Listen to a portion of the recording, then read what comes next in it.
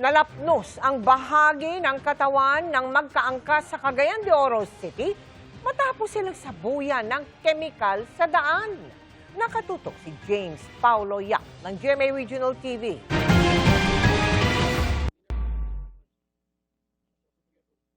Umuusok pa ang jacket na nakasabit sa halaman matapos ang nangyaring insidente sa Cagayan de Oro City noong Lunes. Ang nasabing jacket, pagmamay-ari umano ng rider na makikita sa video na wala ng damit pang itaas. Ang kanyang angkas na babae nakatapis na lang ng tuwalya.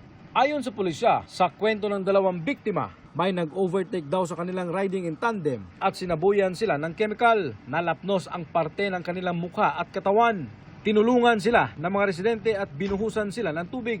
Ayon sa Cagayan de Oro City Police Office, wala daw nagpa-blatter o tumawag sa kanilang opisina kaugnay ng pangyayari na namonitor lang nila ito sa social media. Inutusan nila ang Carmen Police Station na mag-imbestiga. So kay wala pa man kini na report sa police station o wala pud kini nagpa-blatter pa. So sa pagkakaroon nag-schedule kani nga bisita sa atong opisina. Sinusuyod na umano ng PNP ang mga CCTV footage malapit sa lugar upang makilala ang mga sospek. Sinusubukan pa naming kunan ng pahayag ang mga biktima. Naamang gyud tay naka-sector nga mga mobile patrols, especially pa doon sa kagabihin na ato pud nang gipaningkamutan nga matap ang mga barangay nga makikiusap pod sa pag bisita sa ilang mga areas labi na kaning niit nga mga lugar. Mula sa GMA Regional TV at GMA Integrated News, James Paulo Yap, nakatutok 24 oras.